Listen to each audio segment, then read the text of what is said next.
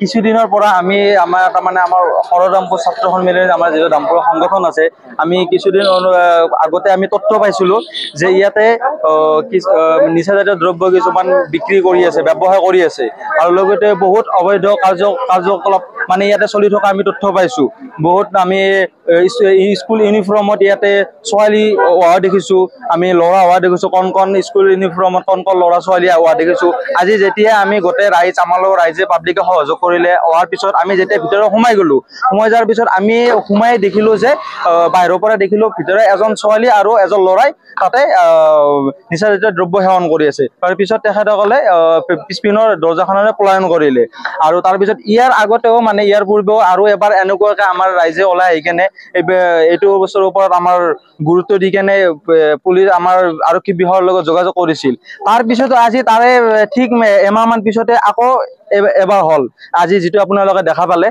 আকৌ এবাৰ কিহৰ কাৰণে এইটো হৈ আছে আমি ক'ব নোৱাৰো আৰক্ষী বিভাগ আমি বাৰ জনোৱাৰ পিছতো কিহৰ অৱহেলা ইয়াৰ মালিক মই জনামতে ইয়াৰ মালিকজন নৱ ভৰালী ইয়াৰ মালিক হয় ৱেইন শ্বপৰ মালিক নৱ ভৰালী আৰু লগতে অতুল মালাকৰ ইয়াৰ মানে ভূমিৰ মালিক অতুল মালাকৰ আৰু লগতে আমি তথ্য অনুসৰি কোনোবা শৰৎ নামৰ মানুহ এজনে এই মাটিখিনিৰ ওপৰত কেছ কৰিছে কিয়ক লৈ মানে এই মাটিখিনিৰ ওপৰত শৰৎ নামৰ মানুহ এজনে কেছ কৰিছে এই মাটিখিনিৰ ওপৰত কেছো চলি আছে তথাপিও এই মাটিখিনিত অতুল মালাকৰে কিয় এই মাটিখিনি এগ্ৰিমেণ্ট কৰিছে কিবা বেলেগ কিন্তু ব্যৱসায় চলি আছে বেলেগ আমি যিখিনি তথ্য পাইছোঁ আজি এগ্ৰিমেণ্ট যদি চলিছে ধৰি লওক বেলেগ কিন্তু ব্যৱসায় কৰি আছে বেলেগ কিহৰ কাৰণে এইটো চলি আছে আজি আমাৰ আৰক্ষী বিভাগৰ ওচৰত আমাৰ এটাই আমাৰ অনুৰোধ যাতে নেক্সট টাইম আমি